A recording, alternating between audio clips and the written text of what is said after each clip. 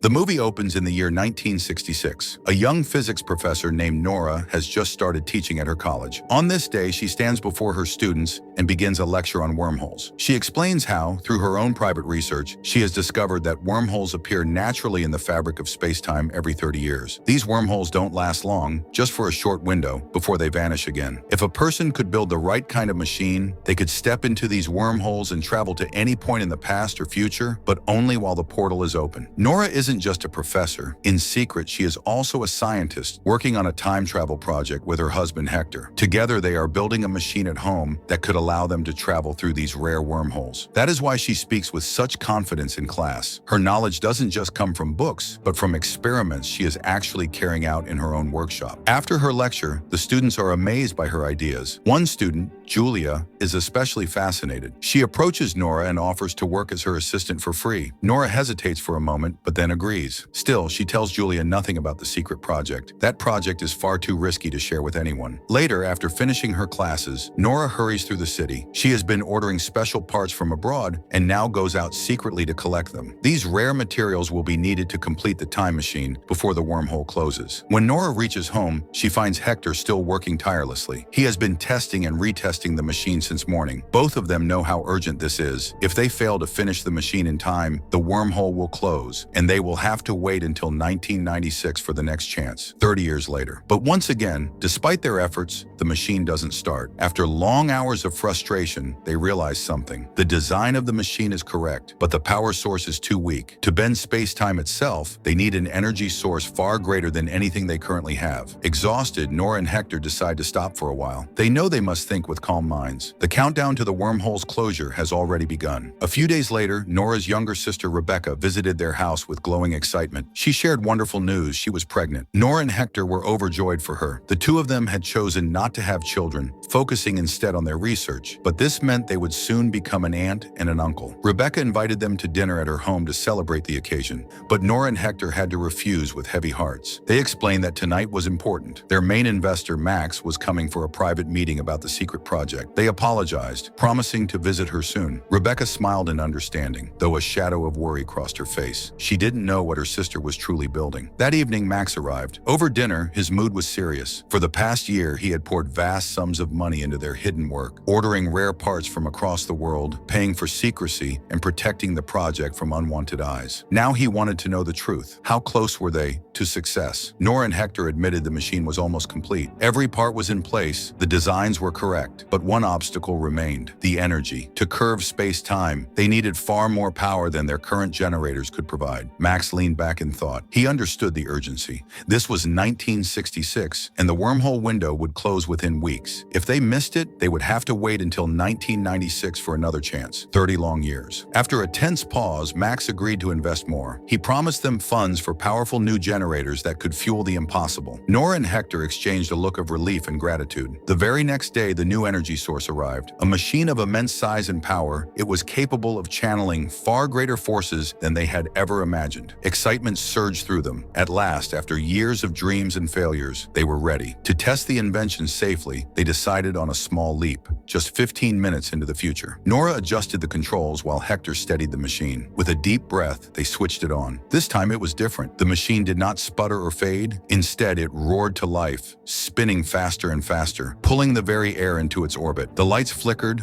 the walls trembled, and before their eyes, the fabric of the lab seemed to twist. The space around them bent, folded, and cracked with shimmering arcs of energy. Nora clutched Hector's hand. In the blink of an eye, the machine dragged them forward, their entire presence erased from 1966. They were swallowed in a burst of blinding light, and when the glow cleared, they were gone. The moment Nora and Hector stepped outside, they froze. Everything around them was unrecognizable. The houses, the roads, the skyline, all had changed into something they had never seen before. For a moment, neither of them could speak. Then slowly, a smile spread across Nora's face. Their research had worked. The impossible was now real. They had crossed time itself. Their hearts raced with joy. This was not just success. This was the greatest discovery in human history. Past, present, and future. Everything could now rest in their hands. But their excitement was soon mixed with confusion. They had only planned to travel 15 minutes forward. Why then had the entire world around them changed so drastically? Hector's eyes fell on the machine. The transmitter, the delicate device that controlled the exact exact time and location of their travel was broken. The coils were twisted, the circuits cracked. That explained it. The malfunction had pushed them far beyond their target. They quickly covered the machine with a large plastic sheet lying nearby. They couldn't risk anyone discovering it. "First, we fix the transmitter," Nora whispered. "Only then can we go back." To find out where, or rather when, they were, they headed toward the nearest market. The streets were alive with strange, sleek vehicles that glided silently, faster than anything they had known in the 1960s. Shops no longer had shopkeepers. Instead, automated machines handled every transaction. A mixture of amazement and nervousness filled them as they tried to blend in. At a corner stand, Hector picked up a newspaper. His eyes widened. "Nora, look." Printed boldly at the top was the date, June 7th, 2026, 60 years into the future. Nora's hands trembled. 60 years. But the wormhole only opens in steps of 30, 1966, 1996, 2026. She paused. "It means we can only jump in these 30-year intervals. Forward or backward? That's the rule of the wormhole." They exchanged a look. Their greatest challenge now was to repair the transmitter. Without it, they couldn't control their return. Nora thought quickly. "The science labs at my old university should still have the kind of parts we need." So they set off. The city's transport system stunned them. Instead of buses or cars, there was a direct high-speed trains gliding along elevated tracks. People stepped inside, and within moments they were transported to different parts of the city. "No more walking for miles," Hector murmured, half in awe, half in disbelief. "Transport has reached the peak." Soon they arrived at the university. Nora's breath caught as she looked around. The place was both familiar and alien. Broke the lock of the lab room and quietly entered. Relief washed over them. They were finally inside. But before they could search for the parts, the sound of heavy boots echoed behind them. Two guards stormed in, weapons raised. "Hands up! You're under arrest for breaking into university property." Hector raised his hands quickly, pulling out his old faculty ID card. "Wait, my wife worked here. She was a professor. We're not thieves." The guards glanced at the ID. Their eyes widened. Nora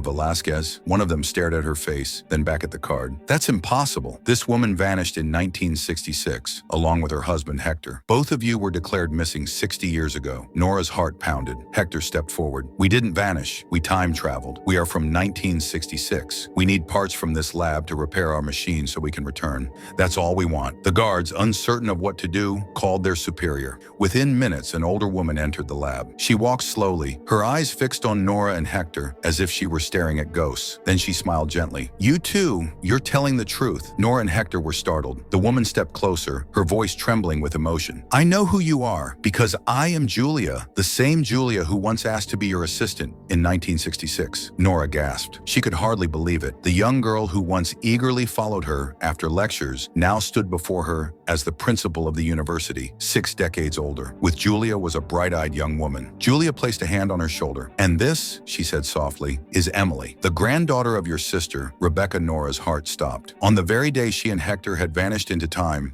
Rebecca had come to them with the news of her pregnancy, and now before Nora stood the child of that unborn child. Rebecca's daughter's daughter, already grown. Nora's eyes filled with tears. In one night, she had leapt past generations of her own family. Julia then began to recount the history as the world knew it. "After you disappeared in 1966, the police searched everywhere, but you were never found. Everyone assumed you had died. But I remembered your lecture about wormholes. I knew in my heart you had traveled through time, and now seeing you here, I was right." Hector explained everything. The broken transmitter, the failed attempt to travel only 15 minutes ahead, and how they had been thrown 60 years into the future instead. His face grew grim as he pointed out what history had written. In the records, Nora and Hector never returned in 1966. "If that is true," Hector muttered, "then maybe we can never go back, unless we fix the transmitter before the wormhole closes. If not, we'll be trapped here for 30 more years." Emily then brought her mother to meet them. At first, the woman laughed in disbelief. How could her Aunt Nora be standing there, looking younger than her? But when Nora began to tell childhood stories of Rebecca, things no one else could have known, her disbelief slowly melted into awe. But then came the hardest truth. Emily explained that Rebecca had searched endlessly for her sister after the disappearance, but eventually she raised her daughter alone. Then not long after, Rebecca died in a tragic accident. The news struck Nora like a knife. Her sister, whom she had left behind just one day ago, had lived a lifetime of grief before dying too soon. Tears welled in her eyes. She turned to Hector and whispered fiercely, "We must understand the flow of time. Once the transmitter is repaired, I'll go back. I'll save her. I can't let my sister die like that." And so, Nora and Hector moved into Emily's home. To blend in, they shed their outdated clothes and wore the styles of 2026. Every hour showed them how how far the world had come. The city was taller, cleaner, faster. Services were smooth, payments were instant, and machines did work humans once did. Nora and Hector kept looking around like children in a museum, amazed at how much had changed in just 60 years. After one day of rest, Julia called a meeting at the university. She brought in a small group of trusted professors, experts in physics, engineering, and electronics, people who could help repair the transmitter quickly. Nora and Hector told everyone the rules plainly. No one must speak of the time machine outside this room. This was their first real jump, and even they didn't know what changing time could do. They also explained what they had learned so far. According to the records, they never returned in 1966. That suggested that if they changed anything now, the change might update the same timeline, not create a new one.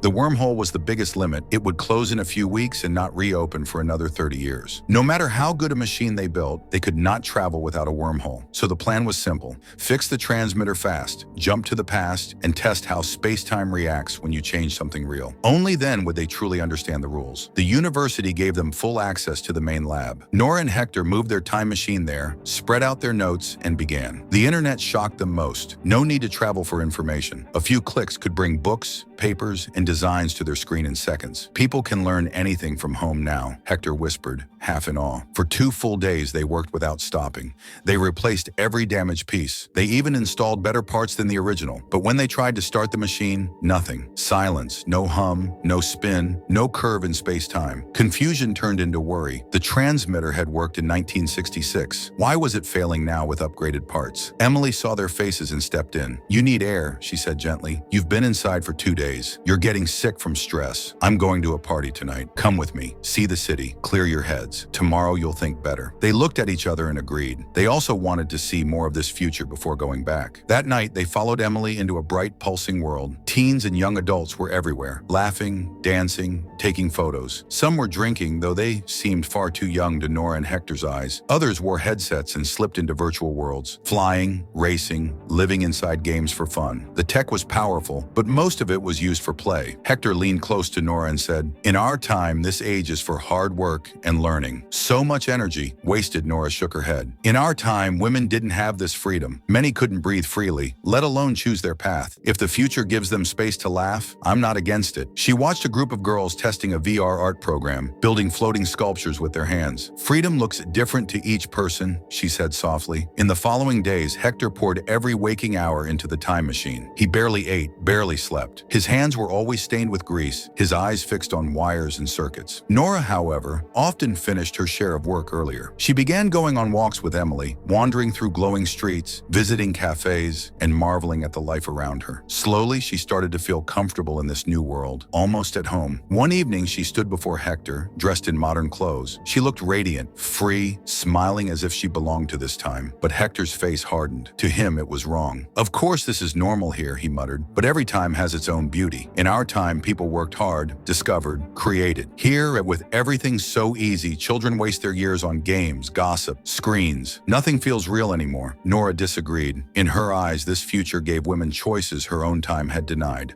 "Back then, I had to hide behind walls," she whispered. "Now I can be anything. Why should we return? Maybe we should stay." Her words cut deep. Hector's anger boiled. He already despised this culture, but now he felt betrayed, that Nora wanted it. A dark thought grew in him. Maybe she was secretly delaying repairs on purpose, waiting for the wormhole to close so they'd be trapped here for 30 years. Their argument exploded into shouting. That night, Nora moved into a separate room. They still worked together by day, but their closeness was broken. Despite their efforts, the machine refused to start. Hector couldn't understand it. "We came here with a simple transmitter," he told Nora. "Why won't it take us back?" But Nora was no longer listening. Her heart was turning toward the future, not the past. On the night before the wormhole was set to close, she left Hector alone in the lab and attended an event with Emily. For the first time, she didn't even check on the machine. Tomorrow would decide everything. The next morning, Nora returned to the lab and froze. The time machine was gone. Hector, too. On the workbench lay only a handwritten note. Her hands shook as she opened it. "Nora, I worked all night and finally found the truth. The machine was never broken. It was the world around us. In 1966, there were no phones, no satellites, no internet. Our transmitter worked because the air was empty. But here in 2026, the world is drowning in signals. Billions of them, colliding, overlapping. They jammed the mapping system of our machine. That's why it failed. Last night, I tried something simple, a signal jammer. I blocked every outside wave, left only silence, and the transmitter came alive. Our machine just needs needs emptiness to see the fabric of space-time. Nora, I couldn't wait any longer. The wormhole closes today. I'm going back. If you want to return, find me. If not, goodbye. Nora's eyes stayed on Hector's letter. He had confessed everything. How he restarted the machine on the final day of the wormhole. How he had called out for her, but deep down he already knew her heart. She no longer wanted to return. The future had given her a freedom she had never known before. And so, for her happiness, he chose to leave her there and go back to the world he loved, his own 1966. Hector's words were simple but heavy. I want you to be happy, Nora. If that happiness is here, stay. I will go home. With that note, he stepped into the machine, activated the transmitter, and vanished into the past. When Nora finished reading, tears filled her eyes. She had wanted to stay, but never imagined staying alone. Suddenly, all her walks with Hector, all the moments of wonder in this strange future, came rushing back. She realized that they had never feared this world because they had faced it together. Now, without him, everything felt hollow. And yet she had no choice. The machine was gone, and the wormhole was closed. Days passed, and Nora tried to move forward. Slowly, she noticed something extraordinary. History itself was shifting.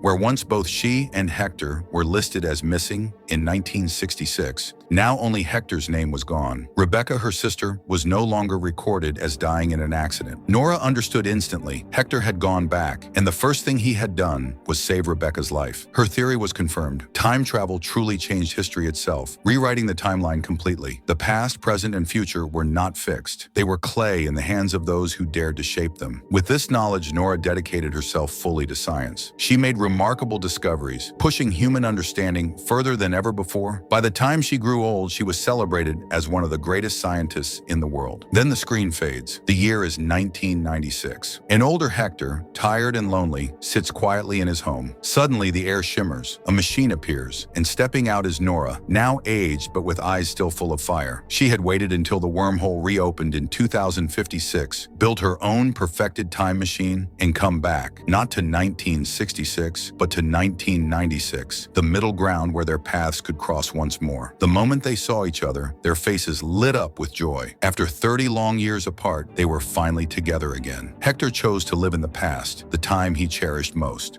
Nora chose the future, where she had built her legacy. But in the end, love bridged the gap between eras. Now, in 1996, they could stay side by side. No machines, no wormholes, just time to live out the rest of their lives together. The screen fades to black with their embrace, closing with a warm voiceover. And with that, our journey through past, present, and future comes to an end. This was today's feel-good time travel story. Don't forget to subscribe for more stories of wonder, science, and imagination. Thank you for watching.